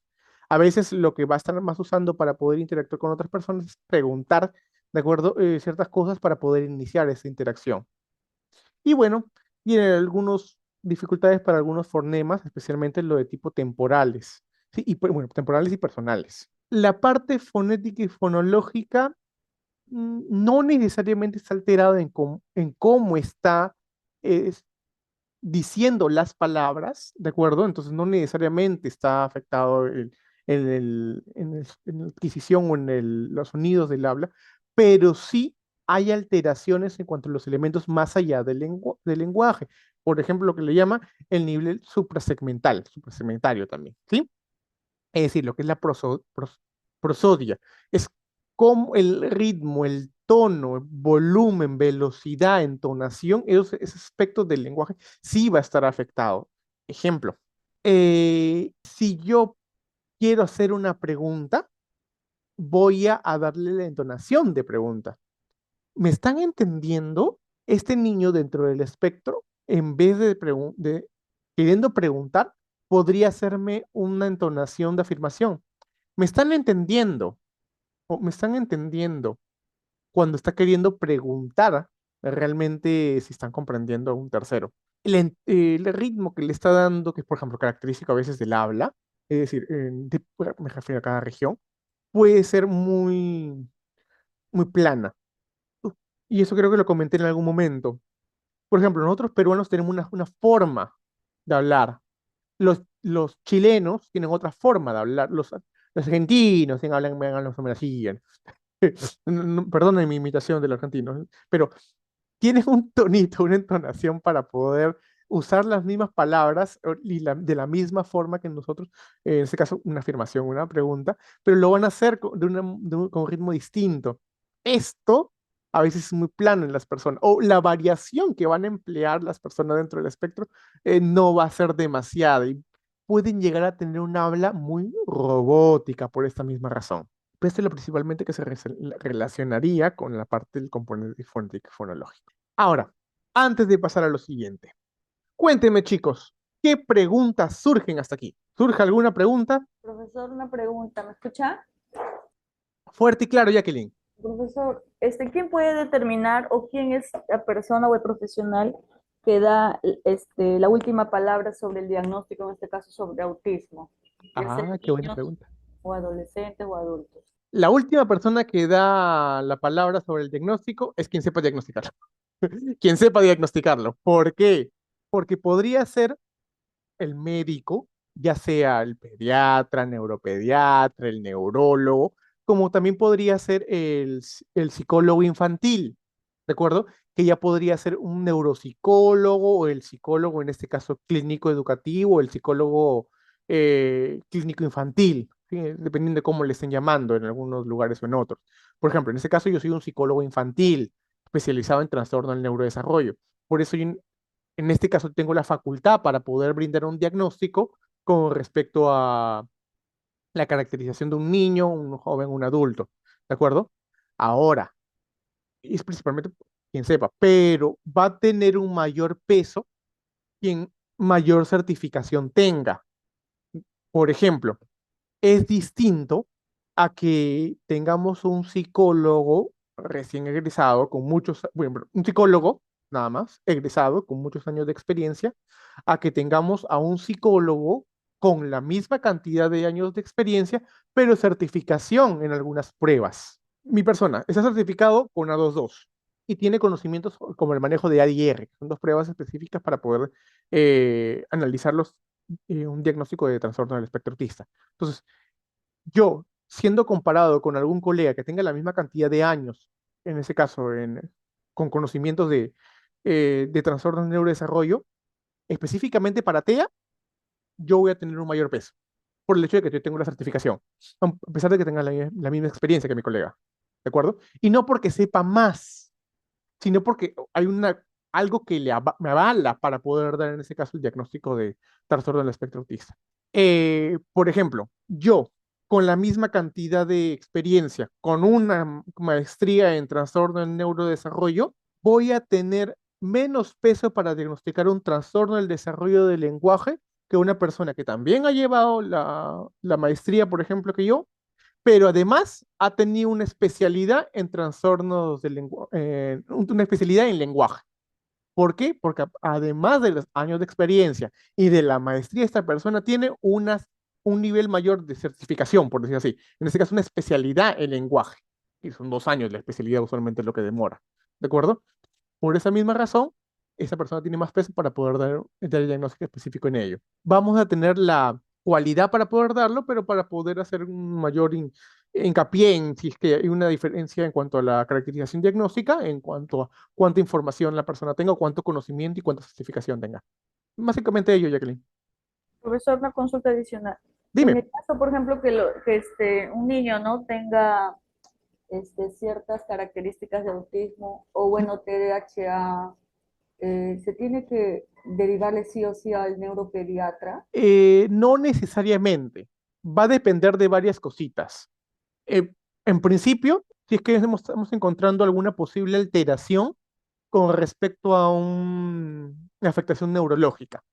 Por ejemplo, pasa que a veces los niños dentro del espectro, por esta falta de intención comunicativa o de interacción con otras personas, van a poder estar mirando a la nada. O sea, como que me pongo en pausa y como me quedo mirando a la nada, como quiero interactuar y esa es mi forma de divertirme, me quedo mirando a la nada. Ausencia, que podemos llamarle, puede ser un indicador de una crisis de ausencia. ¿Cuál es la diferencia? La crisis de ausencia es producto de una epilepsia de este tipo interna. Si vemos que el niño se está ausentando por un tiempo variable, entonces sí hay que mandarlo a un neuropediatra, porque puede ser un indicador de una ausencia a causa de una epilepsia y hay que descartarlo. Y por esta razón, entonces lo estamos mandando al neuropediatra. O vemos que hay algún tipo de otra alteración neurológica, entonces lo estamos mandando ahí para confirmar o descartar ello. Número uno. Número dos, cuando requerimos el apoyo para algún tipo de apoyo adicional, en este caso farmacológico, ya sea alternativo o complementario, ¿de acuerdo?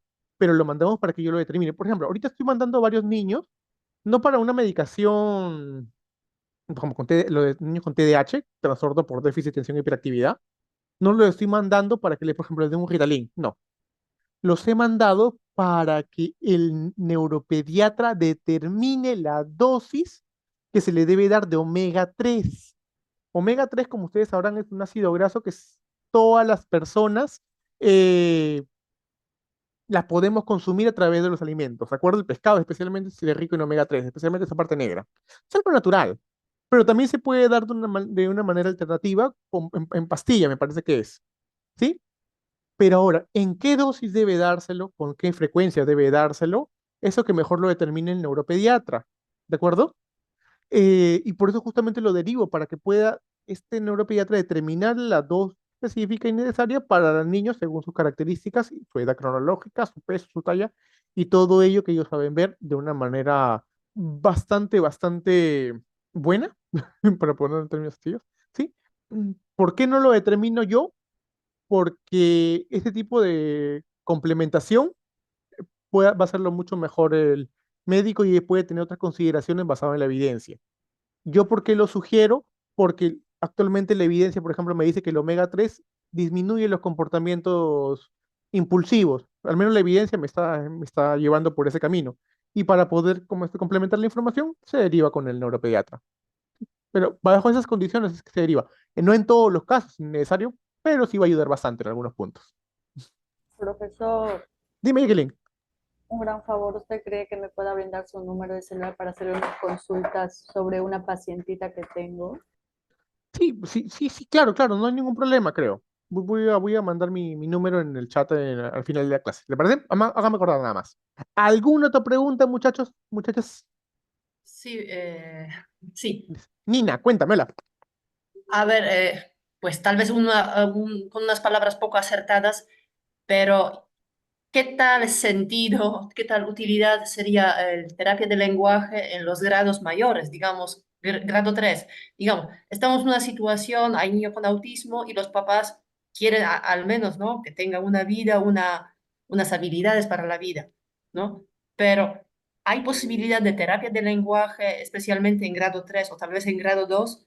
O digamos, decir, eso no tiene sentido porque el niño no tiene habla, no tiene lengua, no tiene capacidades y sería en vano, ¿no? Porque hablamos de terapia, nos estamos haciendo una especialización en intervención. Viene un niño y para no ilusionar a los papás, saben que eso está muy... O cómo llevar si son las mismas técnicas en los grados muy avanzados o hay alguna magia especial que se hace. Magia. Buena pregunta, Nina, me encanta. Lo primerito que si van a trabajar terapia de lenguaje, lo primero que se tiene que trabajar en un niño TEA grado 3, así básico, básico, básico, es la parte pragmática. ¿De acuerdo? Es lo primero que tiene que trabajar. Ahora, quien lo suele manejar, entre comillas, mejor un psicólogo con entrenamiento en modificación de conducta. ¿Por qué? Porque la parte de pragmática se relaciona mucho con lo que es comunicación y además en el plus, en el caso del psicólogo, lo que va a trabajar también de manera transversal es modificar los comportamientos alterados. ¿De acuerdo? Entonces, si va a trabajar algunas cosas de pragmática, algunas cosas de comunicación y de manera transversal lo que es los comportamientos, en este caso, restringidos y repetitivos, los comportamientos estereotipados, los comportamientos alterados, los comportamientos que limitan las conductas y las habilidades básicas. Pues Entonces, entiendo que si viene un caso que con lo que nos cuentas podría ser un autismo muy grave y los padres a veces buscamos cualquier especialista, pues alguien que le dé ayuda, para no ilusionar, mejor decir, ¿sabe qué? Yo podría ahí llevar alguna intervención en lenguaje, pero no es mi capacidad, mejor que sea un psicólogo porque su niño necesita otro tipo de especialista. Así te entiendo, ¿no? Que si viene un niño con mayor dificultad, directamente al psicólogo para también tenga ese acompañamiento de modificar conducta.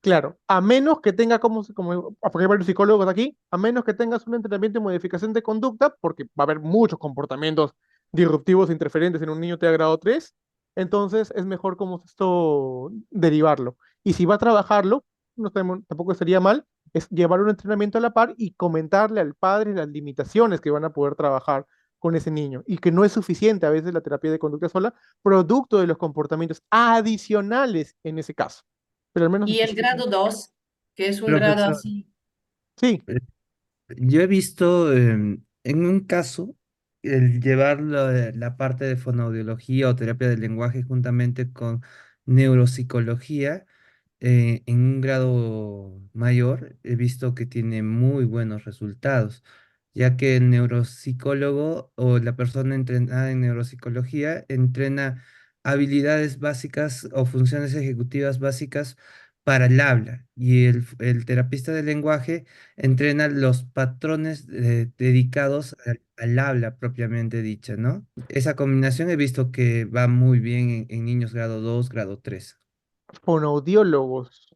Claro, o terapista de lenguajes, Ya, ¿no? Ya, terapista de lenguaje con Neuropsicólogo. neuropsicólogo.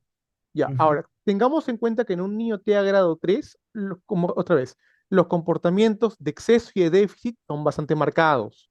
Si ese neuropsicólogo sabe trabajar modificación de conducta, entonces eso es lo que le va a hacer mucho beneficio. No por ser neuropsicólogo, sino por manejar estrategias de modificación de conducta. ¿Por qué hago hincapié en esto?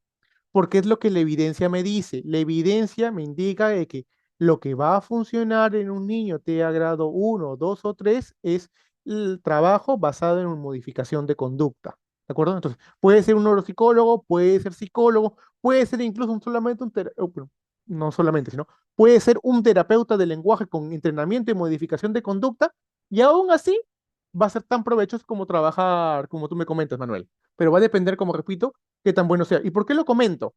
Porque, por ejemplo, voy a hacer cherry sin que me haya pagado. Yo tengo una compañera y una colega que se llama Josie Yen, que está en el Policlínico Peruano Japonés. Ella trabaja, ella es psicóloga, pero su especialidad está en lenguaje.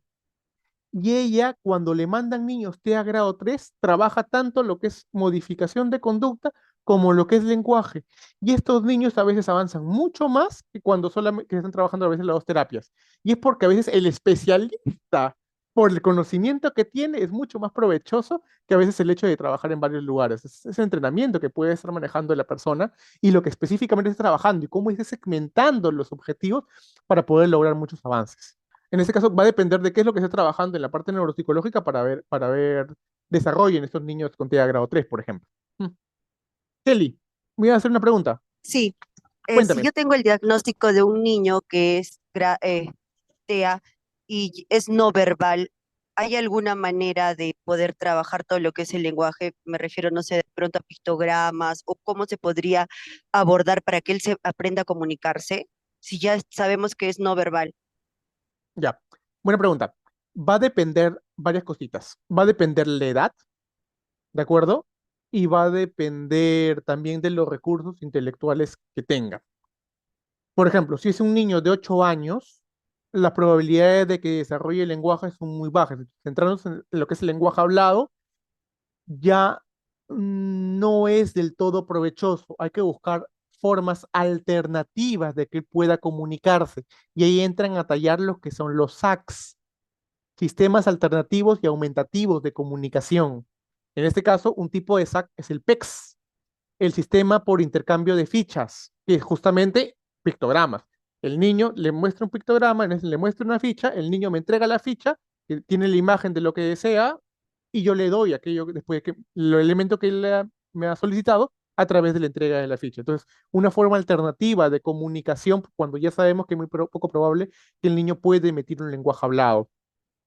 Si vemos que el niño tiene poca edad y todavía entonces tiene plasticidad cerebral o probabilidad de que pueda desarrollar las habilidades de comunicación de habla, o el niño está en proceso de adquirir cierta comunicación, en este caso verbal, lo que hacemos es otra vez usar esos SACs ya no como algo alternativo, sino como algo aumentativo. Es decir, que la comunicación vaya aumentando y por consiguiente que el uso de este lenguaje hablado aumente la probabilidad de aparición y, en este caso, forzarlo a que pueda ser emitido de una manera más continua. Ejemplo, en los primeros niveles, el PEX, por ejemplo, es entregado una ficha sin ningún tipo de comunicación adicional, pero en niveles de mucha mayor complejidad, este niño va a estar usando este PEX acompañado, de acuerdo a esa ficha, acompañada del lenguaje, de algún sonido contingente para poder lograr la adquisición de un elemento, ¿de acuerdo? Entonces, se comienza a convertir este PEX de algo alternativo, uso solamente un elemento que suple el lenguaje, a algo aumentativo, que el lenguaje que estaba apareciendo, que pueda aparecer, vaya a buscar ser contextualizado en qué momento tiene que estar surgiendo, ¿de acuerdo?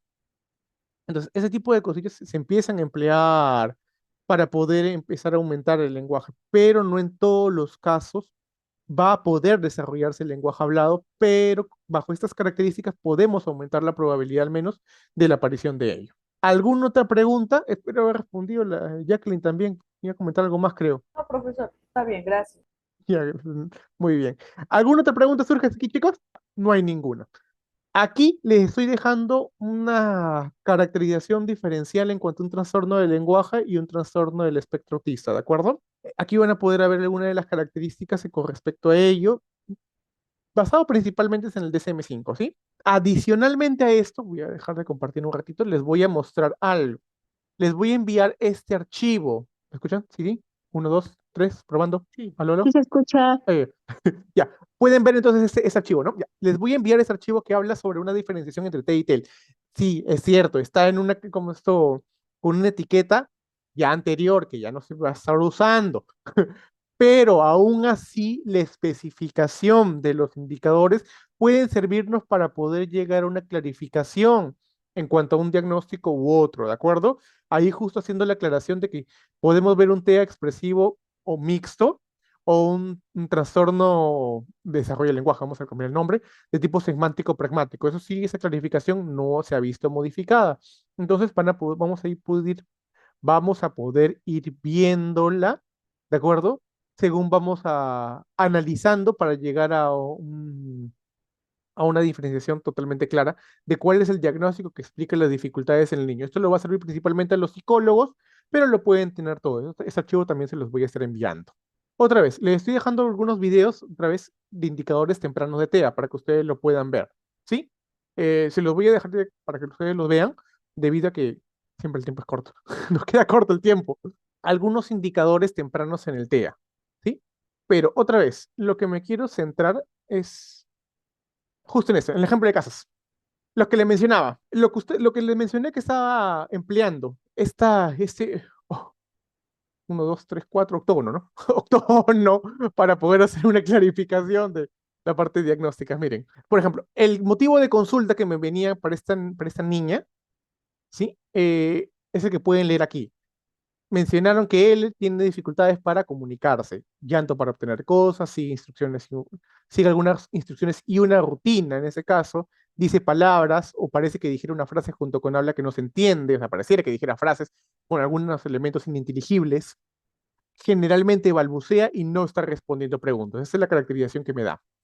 Eh, en cuanto a otros aspectos, hace gestos con las manos, comportamientos inusuales, se molesta cuando queremos cambiar de actividad, pone en fila las cosas, es selectiva para comer, se tapa las orejas, se lleva las cosas a la boca, tiene saltos y aleteos al emocionarse y se aplaude sola, ¿de acuerdo? Ahora, ahí justo pueden ver a la derecha los 4 ámbitos para cada una de las áreas que deben estar afectadas en el diagnóstico, ¿sí? El primer punto, en cuanto a uso efectivo y eficaz de elementos verbales, estamos categorizándolo en un grado 3, ¿de acuerdo? Porque seguir instrucciones sencillas y solamente en una rutina me está mostrando dificultades bastante limitadas en cuanto a la parte verbal. Asimismo, solamente decir palabras y algunos balbuceos, o en este caso algunas aparentes frases, que en realidad no eran frases, solamente eran algunos sonidos guturales, eso se empezó a clarificar ya con la evaluación, y también están categorizados en un grado 3. Lo mismo el balbuceo y la ausencia de respuesta a preguntas. En cuanto al empleo de recursos no verbales, se pudo denotar en el caso del uso del llanto para obtener las cosas, es decir, como elemento no verbal para un niño de edades, en este caso 5 años, este comportamiento estaba muy fuera de la normativa, ¿de acuerdo? Otra vez, una afectación en grado 3, por eso justo el punto en ese círculo, en esa área mucho más restringida. No hubo indicadores de reciprocidad emocional de interés por los terceros, entonces otra vez, punto 3, y no estableció ni comprendió ni mantuvo vínculos, ya sea ni con compañeros, ni con examinador, ni con los padres, que eso se pudo ver a través de la evaluación. Por eso justamente otra vez la afectación social en ese punto número 4 en grado 3. En cuanto a las respuestas estereotipadas y repetitivas, se pudo ver que hizo gestos con las manos, se molesta cuando queremos cambiar de actividad, saltos y aleteos al emocionarse y se aplaude sola. Otra vez, esos comportamientos que son tan públicos están categorizados en un TEA grado 3. La inflexibilidad para el cambio de rutina se pudo identificar. Ahí no se ve, no veo la clara diferenciación. Creo que no me mencionaron ninguno, pero otra vez estaba en grado 3. En cuanto a los intereses fijos y restringidos, vimos que lo que es la selectividad, en este caso para comer, y el poner en fila los elementos, es otra vez estar respondiendo a un TEA grado 3. y la respuesta sensorial alterada, que en este caso es taparse las orejas y llevarse las cosas a la boca. Todo se lo llevaba a la boca para unos 5 años, bastante inusual.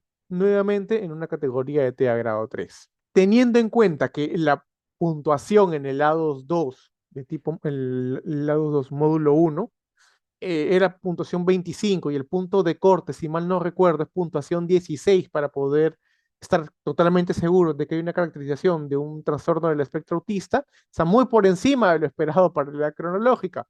Entonces, el perfil se condecía con ello, las características y junto con lo que es el octógono, que es en este caso el perfil a través del esquema, estaba acorde a un TEA grado 3, me permitió llegar al grado de afectación, como es esto que ahí se está indicando, ¿de acuerdo? En este caso, en este punto TEA grado 3 para la parte del lenguaje. Y en ese punto, justo, le puse una dificultad moderada severa porque no se me había inflexibilidad, no había inflexibilidades evidentes, ¿de acuerdo? Y en ese sentido estaba en una menor afectación. Por eso justo le puse moderada severa y con conclusión de moderada.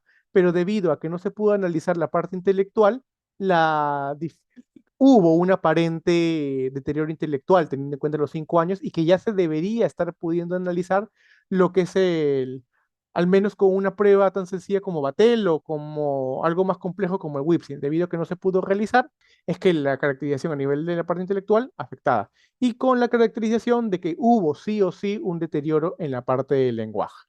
Ahora, aquí también van a poder ver otros ejemplos en los que van a ver la caracterización basado en el perfil que estoy aquí mencionando. En este caso, es otra niña de 5 años en la que ya se pudo evaluar la parte intelectual, ¿de acuerdo? Y que solamente mencionando el motivo de consulta, ustedes van a poder ir viendo la caracterización en cuanto al grado de afectación, ¿sí? Este es para un TEA de menor afectación y este es para un TEA, el siguiente es un TEA grado 1, para una adolescente, perdón, de 16 años. Considerando todo lo que nos comentó y la puntuación mínima de corte, ahí van a poder ver que la afectación no es muy considerable, por eso está en el rango de TEA grado 1, tanto para la afectación social como para los comportamientos restringidos y repetitivos. Van a poder verlo mucho más detalle ahorita que van a estar, que les voy a enviar los materiales en PDF para que ustedes puedan revisarlos de una manera mucho más detallada.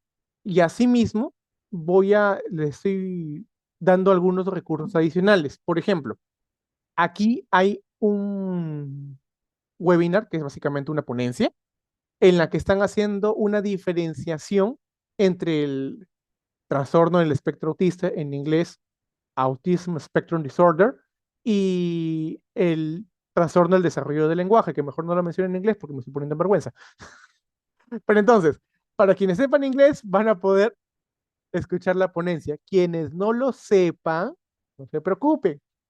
Esta ponencia está con subtítulos. Entonces, si quieren escuchar y poder saber mucho más de una diferenciación caracterológica en cuanto a ambas condiciones, van a poder verlo a través de este recurso adicional. Hasta aquí ha sido todo lo que tenía preparado para ahora. He recorrido algunas cositas porque otra vez quería centrarme en lo que son preguntas, como esto a ustedes. Hoy día es la última clase que tenemos, al menos en este módulo, y quería saber si todo había quedado claro. Cuénteme, chicos, Profesor, chicas. una pregunta. ¿Quién es? ¿Sabe quién me está hablando? Viviana. ¿Cuál es la diferencia entre trastorno del lenguaje y el habla y el trastorno de recepción del lenguaje? No es una etiqueta diagnóstica de ninguno de los manuales o sistemas de clasificación. Quizás tenga otro nombre y quizás se está refiriendo, a ver, podría ser al trastorno expresivo comprensivo, ¿te refieres? ¿O a Me los... parece que es el trastorno de recepción del lenguaje. Ah, tengo un pacientito que le habían puesto con ese diagnóstico. Así que raro. A ver, ya, mira, no vamos a tener clases sino hasta el próximo módulo, pero ya me sembraste la duda. Como voy a estar poniendo mi número en el chat, me pueden enviar, ¿cómo es esto? Voy a ponerlo ahorita, mejor antes que me olvide.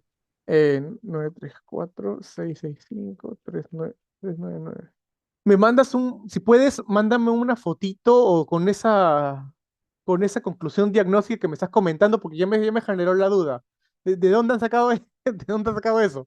¿Sí? He Y estado consultando y dicen que está en el CIE 10. No sé si es que será razón. actualizado, no lo sé.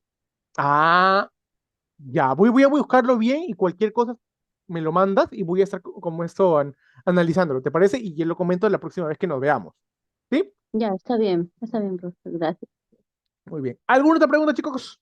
Ah, Erika, los videos de la semana pasada están, los links, bueno, link no, los, bueno, sí, los links están en el PDF que envié, ¿sí?